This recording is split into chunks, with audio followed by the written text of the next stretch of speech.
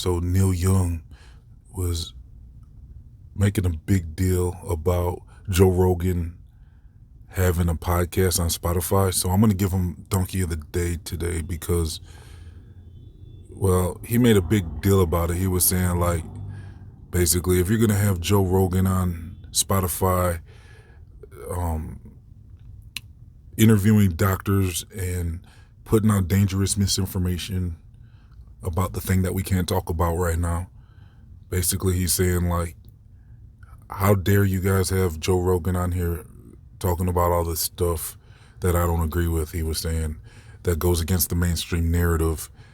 And so Neil Young was like, basically, if you don't remove Joe Rogan's podcast, I want you to remove all of my songs off of Spotify.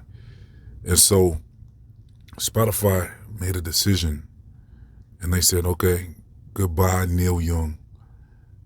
And they removed all the songs off of Spotify, or at least that's what the latest news is. I don't know if they actually, as of this recording, I don't know if his songs have actually been removed yet, but that's the official word, is that his songs are going to be removed off of Spotify now. So he, this whole thing backfired on him. He's just thinking, like, and the thing is, I believe Neil Young is famous for a song that has to do with freedom. I'm not too familiar with his songs, but that's what I've kind of came across, is that he has this song about freedom. So that's pretty ironic that he would be so against freedom of speech. And it's like, there's finally a win for truth and freedom of speech. You don't have to agree with what everybody says. We're all, there's a lot of adults in this world. Not everybody's a child. And so if there's a movie theater, do we remove all PG-13 and R-rated movies out of the movie theater because a kid might see it, or because there's kids? So should we all just watch cartoons our whole life? Of course not. We have to have balance here now. So a movie theater can play R-rated movies, PG-13 rated movies, PG movies, and G movies all in one theater. And it's up to the parents in the movie theater to decide, to make sure that the children don't get in those movies. But that doesn't mean that you just remove all of the R-rated movies. So basically, that's what's been going on in society lately, especially on this platform too. It's like a lot of people just were silenced, or their views are suppressed because they don't agree with them, because the platform doesn't agree with them. And it's just like they're limiting dialogue because of things they don't agree with. And that's not how things need to operate, especially that's like going backwards.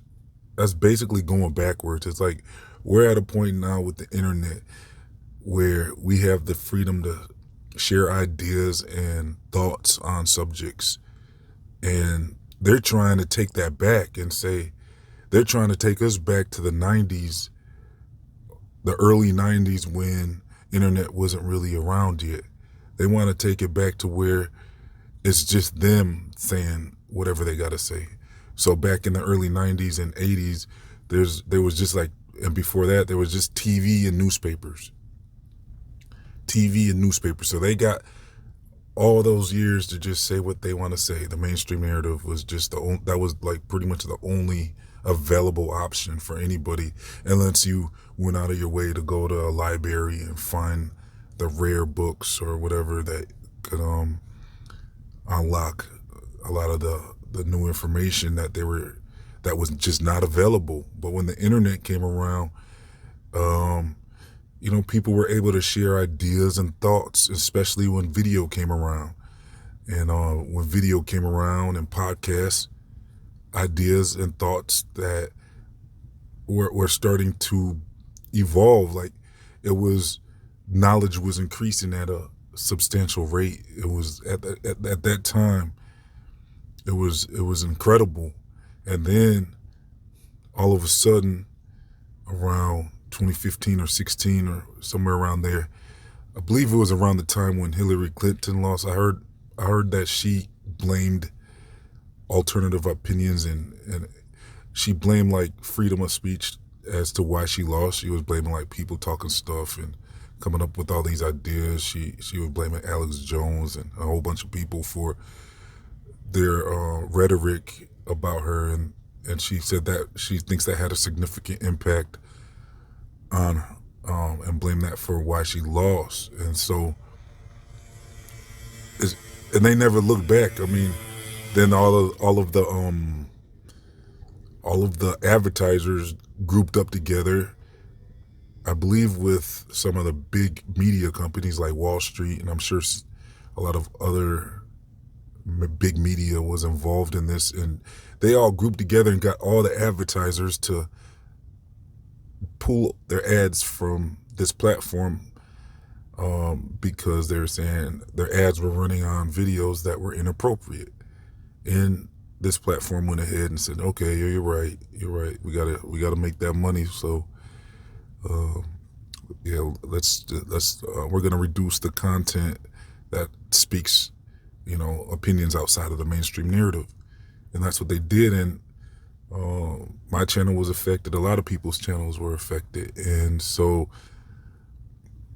this was some good information. I mean, this was like a win hearing about this Neil Young thing, because it's like finally a win for freedom of speech and the ability to speak out about things and have ideas that don't necessarily agree with the mainstream media. It's like, that's progress, because it's like when you just have one source of information coming in, it's like you're limiting ideas and thoughts and connections and builds, because you're just trying to silence any opposing views. And that's just like I've said before, it's like the truth doesn't require that. If something's true, it doesn't require people to panic that, oh, people might hear that, that's misinformation, we can't have that out there, we gotta silence this as quick as possible. It's like, no, we need to be able to speak and speak our mind, whether you agree with it or not, because some of these people might be onto something, and even if they're not on anything, they still should have the right to speak it and get it out, unless it's like severely dangerous information that could, maybe, I'm sure there's some type of information you probably don't want out there, like possibly, I mean, it would have to be pretty extreme, I would think, for them to get involved and say, hey, let's remove this, But if you're not encouraging any type of radical stuff, or, just, I think for the most part, just leave people alone, let them speak what they got to say. I mean, I understand there's some extreme situations where you might want to remove content and suppress it and stuff, but for the most part, it's like you guys are removing content about flat Earth and getting all panicky about that. They had a big meeting about that in the Congress, and it's like, why do you guys care? Why do you care so much about what we're talking about? If especially if for stuff like flat Earth, it's like you don't see them removing content about Bigfoot and aliens, but you want to remove content about flat Earth. That means, so it's like the general public, it's time for them to wake up and stop letting these people bully people and tell them what they can talk about and stuff. It's like, because it's like, so with the Neil Young thing, it's like, so he was so against Joe Rogan having an opinion about what's going on, the stuff that we can't speak about, and he basically, it's like you're so worried about what he's saying. It's like, so what are you worried about, a child hearing it? Because if a child is hearing stuff like that, most children, I don't think, are listening to these types of podcasts anyways. They're probably listening to music and playing video games and stuff for the most part. And if they do hear that stuff, it's like, that's the parents, like just like the R-rated movies, that's the parents' responsibility to make sure the kids don't gain access to that type of stuff in the platform. Just make sure the kids don't gain access to it if that's what you're so worried about. But adults should be able to hear all ranges of information and then make up their own mind. Any type of detective, like if they hear one side of the story and it's like, and they go all out on that one side of the story, it's like, that's not a very good detective. They should interview all possible witnesses, all witnesses possible, and hear all the sides of the story and then try to put together what happened. So it's like they're taking us backwards with their behavior. These major platforms, they're trying to take us backwards, and it's like we're at a point now where I don't know. There'll probably be one day where all this stuff corrects itself, because I think they can only get away with it as long as the people allow it. I believe that with a lot of stuff. Like, people say, oh, you don't need society. It's like, okay, so what do we have? Anarchy?